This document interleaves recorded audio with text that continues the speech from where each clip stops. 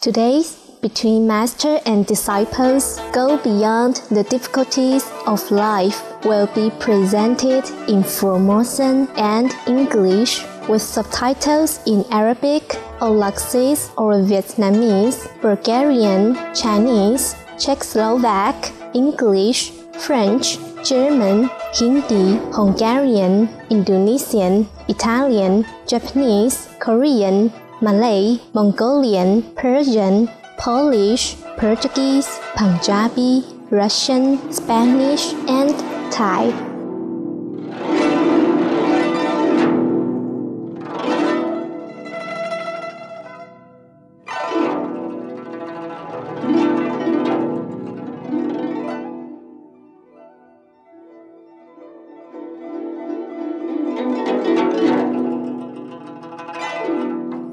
福摩沙台湾是一个小岛，但遍布大自然的神奇美景，自北到南。北部地区有古城、原住民村、美艳的山峰、美丽的水墙，甲雕刻精幽的庙宇。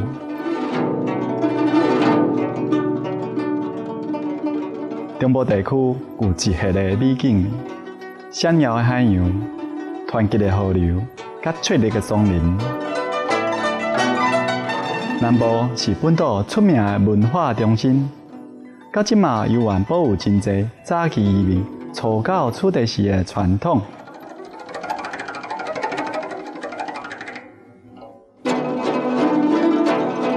2007年初，青海无上师回应了咱世界会员新地的渴望。在2007年2月18参加新年的庆祝活动。甲来自全世界大约1万名的世界会员甲贵宾，伫福尔摩沙欢庆猪年的旧历新年。这吉祥日子的当日，嘛是全球优秀领导奖的颁奖典礼。青海无上师颁奖予菲律宾前总统罗姆斯，故事和平奖基金会会长曼纽尔莫纳托先生。甲参议员赫克森阿尔瓦雷兹表彰因伫菲律宾对优罗难民所做的慈善义举。即马邀请恁做伙聆听1994年12月甲1995年正月，青海无上师伫福尔摩沙西澳会见西方同修的时阵所做的开示，主题是。生命因为淬炼而升华。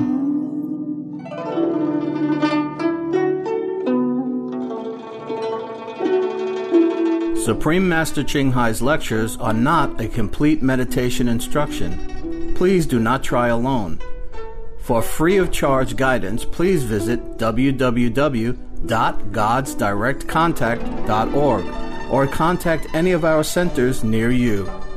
When association members convene from around the world, Supreme Master Ching Hai often meets with groups of different nationalities for discussions in English or their native language. My son told to me, I think this is one of my best lives. You remember, last life is worse than this. Sometimes the young children can remember their past life. That's what I so what they tell you is correct. Say, oh, it's better than last time. Yeah, it's true. Yes, children change people in mostly the positive way. Yeah? That's why God sent children to us. He sent dogs and cats also, they change people. Whatever we need, God will provide. As long as we're not attached to the instrument, we are right. But we mostly become attached to the instrument, you know, a dog, sons and daughter, and become our own. God sent us there only to help us temporarily, right? But then we cling to it, we say, it's mine, and then we have trouble when we lose it, that's all. Otherwise we can have anything we want, gold, woman, wife. But why you get used to it, then you cannot let go. That's the problem, you see. So we have to choose what is less addictive. You see, that's why no wine, no cigarette, no drug, no gambling. Most of these things are very addictive, and it will pull you more down and down more. And when you're drunk, you break all the precepts and all the rules. Yeah. One of very famous singer I read this morning, he was drunk and he copied out the lyric of some other singer in Brazil by mistake. He didn't even know that. But the song comes to his mind and he wrote it down and it became a hit. But he openly apologized anyhow already, so no problem. And he was drunk and he made a lot of millions of dollars out of that. Later he realized it and he donated all this to the children fund. When you're drunk, you do many things that you don't remember.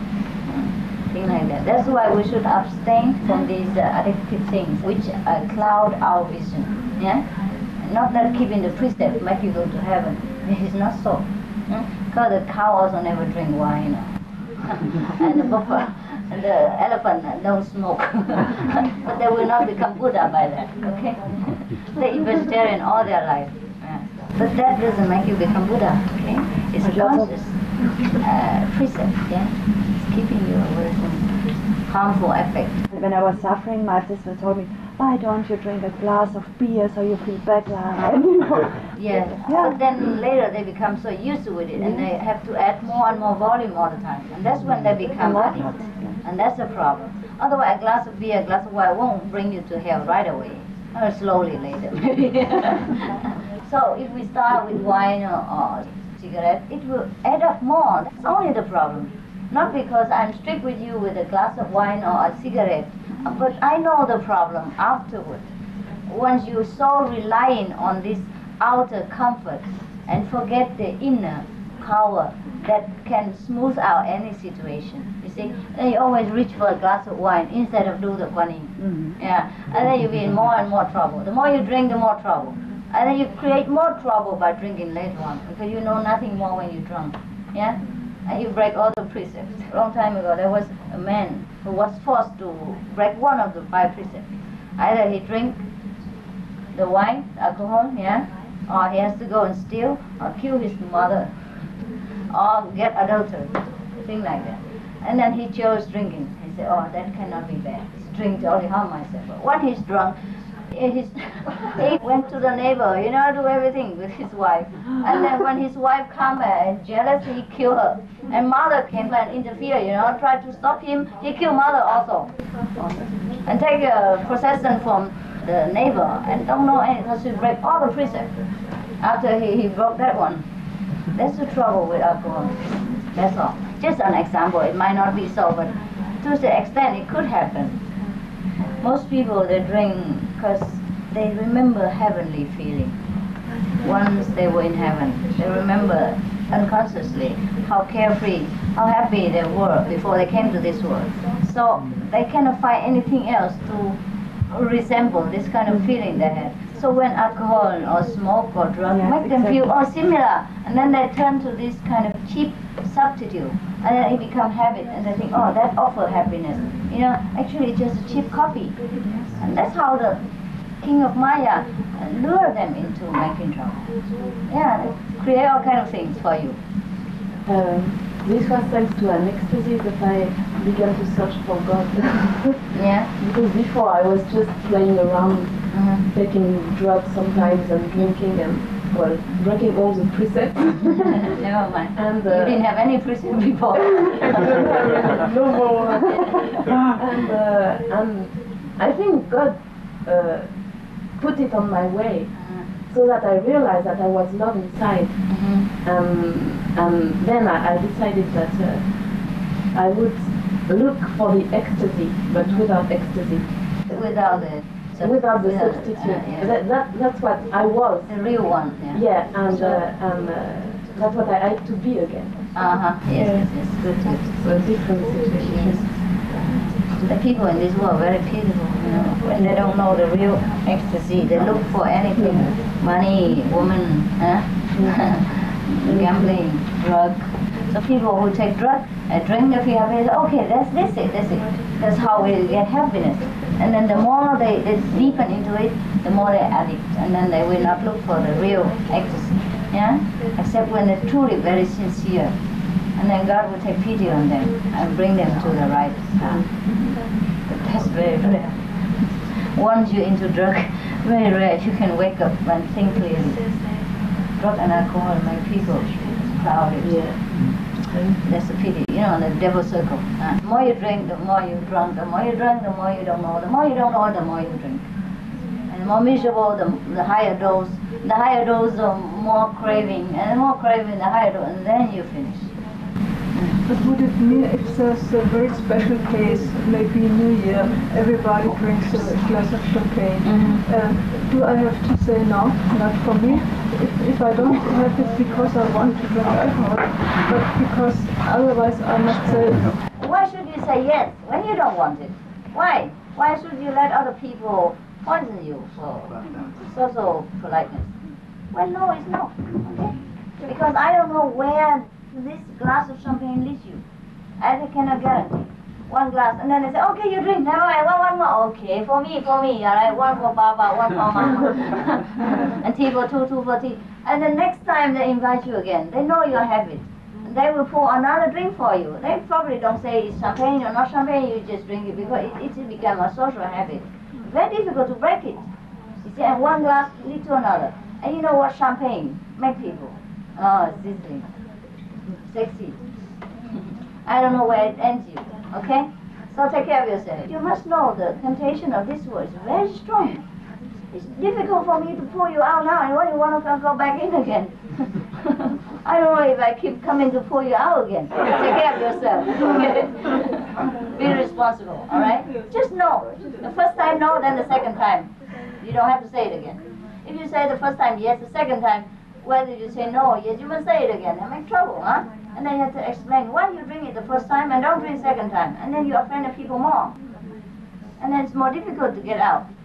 And then the other friend saw you drink it this time. When they invite you to the other party, they say, oh, I saw you drink it. Okay, no. And then that other party, new friend, saw you drink it and invite you to their house and then drink more. And you never finish. I had the same problem in the beginning. Friends would have a party and have drinks and all that. And from the time I was initiated, I just said, no, I only drink non-alcoholic drinks. Yes. And now whenever I go to their party, they always have a non-alcoholic drink. Yeah, like apple cider. Yes, that's the best thing for you. Protect yourself, okay? Yeah. Otherwise, because once you say no, the whole party, many people know already. So whomever from that party group invites you next time, that will not make trouble for you. Not only that, the owner of the house, the whole party will know. You see, it saves you 40 more times to say no. If you say yes later, 40 more times you have to say yes or no. It makes a lot of trouble. Waste your energy. Okay. And if you drink at that party and you don't drink in the other party, oh, they think, oh, you don't like my house. You don't like me. You're not my friend. Things like that. People get sensitive over nothing. You never know. Right. And in addition to that, they think that your precepts are flexible, and then it'll come to the dinner table and they'll try and serve you meat. Try serving meat also. It's better not, huh? It's better not. Also, sometimes you have allergy, cause your liver problem, a lot of things. Not only breaking the precept, but sometimes your body is weaker and weaker with the age, and sometimes you cannot tolerate alcohol. Once you're used to with champagne, you'll be used to with whiskey, and then you never stop. It's better not, and better don't go where champagne is. And if you go near that bar, you probably like to do it again for the fun of it, because it looks charming and sociable and many people there. But it's not useful. That's all, okay? Once the mind is wake up again with the taste of, but actually I believe all of you can control. Yeah? Because after initiation, you know what is what. Even if you make mistake or you fall once, you will stand up again. But why? Why make yourself fall down and then to prove to yourself that you can wake up, and stand up again? Why don't you stand? I don't really force you to do anything, but it's better, to keep ourselves safe, huh? That's right, huh? Some of the tragic tolls of addictive drug abuse. Over 200,000 deaths each year. Costs of $181 billion each year in the United States. $33 billion in the UK. Lifetime cost of current drug addiction amounts to $575 billion in the UK. Harmful effects: brain damage, stroke, heart disease, liver disease, tuberculosis, emphysema, cancer, depression, suicide, permanent memory loss, mental illness, higher infant mortality, increased crime and violence, impotence. Crime and violence. Illegal drugs are a factor in 50% of burglaries in the United Kingdom each year. In the U.S., 60% of people arrested each year have been taking illegal drugs. 650 heroin addicts in the U.S. committed 70,000 crimes in a 3-month period. Social costs. U.S. businesses lose $100 billion per year due to employees' drug and alcohol abuse. Australians pay $53 billion per year for healthcare, law enforcement, and lost productivity of drug users.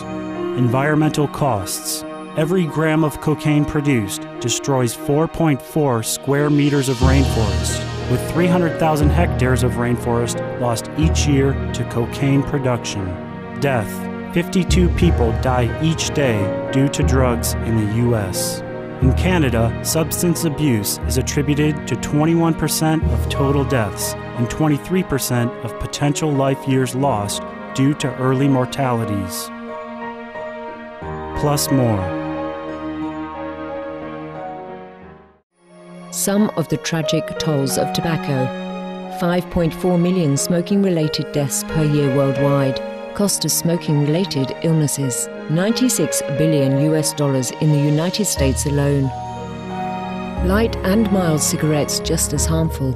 Causes cancer and diseases in animal companions. Speeds the aging process. Toxic residues of third-hand smoke. Heart disease, coronary thrombosis, cerebral thrombosis, kidney failure. Cancer, lung cancer, esophagus cancer, kidneys cancer, bladder cancer, chronic obstructive pulmonary disease, emphysema, bronchitis, stroke, impotence, additional harms for secondhand smoking, sudden infant death syndrome, infertility, miscarriages and premature deliveries, childhood asthma, bronchitis, ear infection, cleft lip or palate, hyperactivity and aggression in asthmatic boys, circulatory problems in women, plus more.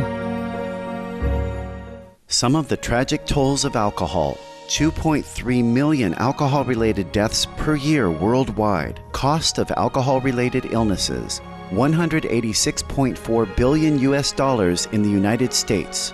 Up to $210 to $665 billion globally. Disease. Higher amounts of alcohol increase the cancer risk. Even half a glass of wine daily increases the risk of mouth or throat cancer by 168%. Cancer of the liver, breast, colon, esophagus, rectum, liver disease, cardiovascular disease, metal toxicity, brain damage, amnesia and dementia, brain shrinkage, organ failure, heart, liver, kidneys, stomach, pancreas, eyes, birth defects, mental retardation, fetal alcohol syndrome, stunted growth, facial deformity, sudden infant death syndrome, miscarriage. Alcohol-related violence. Child abuse, 50% of cases. Violence toward loved ones, 30% of cases. Violent acts, 40 to 80% of cases. Suicides, 20 to 50% of cases. Plus more. Laughing is always good for you, even when you force yourself to laugh. Medicine people have researched and found out, even when you force yourself to laugh, the whole body reacts in a happy tune, the whole cell, because it's used to taking order. When you laugh, that means the brain already tells you to laugh. And when one muscle here moves, all the cell here connected with the whole body. And when it's here move, the whole cell knows, laughing now, happy, happy, happy. And then the positive will come, even you force yourself. So the more you laugh, the more you smile, the more the better for you. Ein Heiliger, der traurig ist ein trauriger Heiliger. The saint who is miserable is a miserable saint. They say it in Germany. So what is the use of a miserable saint? It's no good for them. I try all my best to make them laugh, and they get used to it. Many people don't know what laugh means, you know, especially those with conservative family, especially men or women. Laughing shows that you don't have manner. You show your feeling, you're weak, you know, you are conquered. So you have to hide your feeling, you know, lock it inside. Don't laugh, don't cry, don't show anything, you know, scare people, you know. So grown up, they used to it. Family tradition and always continue down. And the children grow up, you know, restricted in laughter. When I was young, even my father forbid me to laugh too loud or laugh too long. Yeah, I was young. But I always laugh when I'm outside the house. So both of us are happy. Yeah.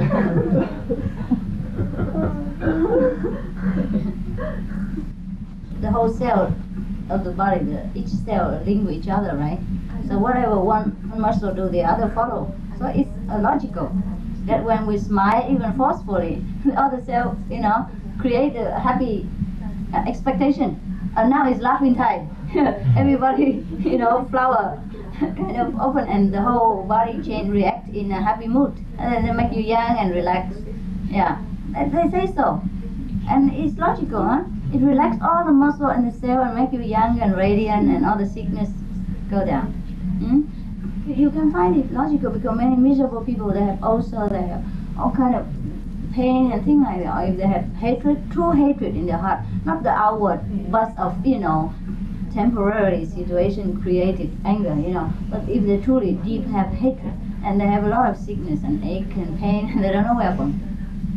But people who are always laughing, you know, and forgiving and smiling, they live, you know, a freer life, free from pain. Yeah. And even if they have pain, they bear it better because they're used to the muscle and the cell are used to it reacting in positive way. So the pain will get lessened. Okay? I think it's logical. I don't need to be a medical man to know it. Huh?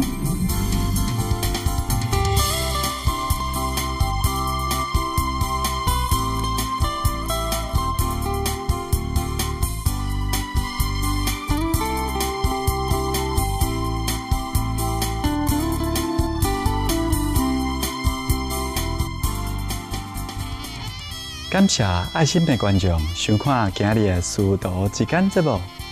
接下来，请收看无上师电视台的《动物世界》，咱的厝边焦点新闻后马上播出。愿上天的慈爱加持恁的生命。We appreciate your loving presence today on Between Master and Disciples. And now, Animal World, our co-inhabitants. Coming up next, right after noteworthy news, here on Supreme Master Television.